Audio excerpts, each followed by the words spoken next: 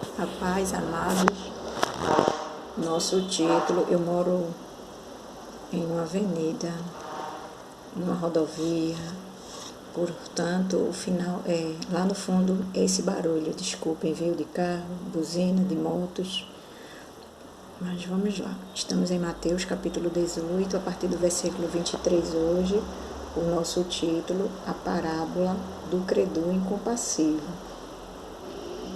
Por isso, o reino dos céus é semelhante a um rei que resolveu ajustar contas com os seus servos e, passando a fazê-lo, trouxeram-lhe um que lhe devia 10.000 talentos.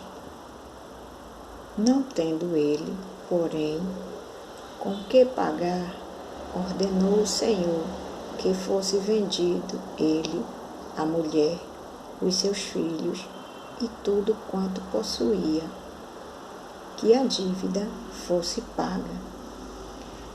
Então o servo, prostrando-se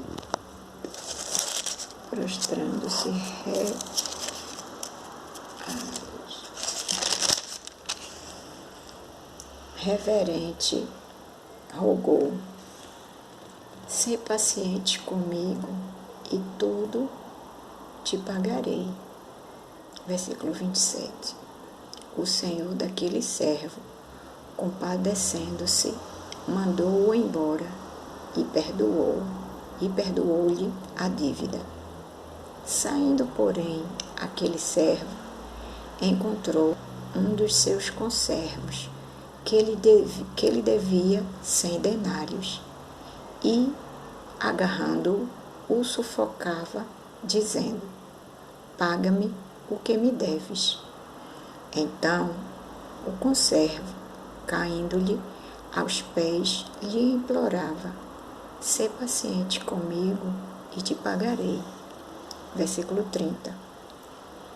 Ele, entretanto, não quis, antes, indo-se, o lançou na prisão, até que saldasse a dívida.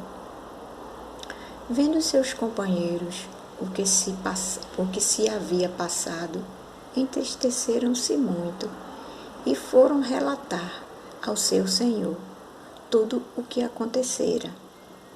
Então o seu senhor, chamando-o, lhe disse: "Servo malvado, perdoei-te aquela dívida toda, porque me suplicaste. Não devias tu, igualmente, compadecer-te do teu conservo, como também eu me compadeci de ti?" Indo-se, o seu senhor o entregou aos verdugos até que lhe pagasse toda a dívida. Assim, meu Pai Celeste vos fará, se do íntimo não perdoardes cada um a seu irmão. Que reflexão forte, né, irmãos? Essa, né? Vou focar aqui, eu fico lendo pelo celular, às vezes sai do foco, mas a parábola de hoje, não é isso? O credor incompassivo, e ele mostra que ali o Senhor, ele perdoou o seu servo quando ele suplicou a ele o perdão pela dívida que ele não tinha como pagar. Quando ele se prostra e ele vai e manda ele embora e perdoa a sua dívida. Mas aquele homem que foi perdoado, ele tinha também algo para receber de alguém. E esse alguém que o devia, que era o seu conservo, ele não tinha como pagar, e ele teve a mesma atitude que seu senhor. Né? O seu conservo ali diz a ele, pede a ele também um tempo para que ele possa pagar a dívida. E ele não tem misericórdia, manda prendê-lo. E aqueles que estavam observando contam ao Senhor que tinham o perdoado. E o Senhor chama, conversa e fala aqui o que foi relatado que acabamos de ouvir na leitura. E ele pergunta por que ele não perdoou, se ele foi perdoado.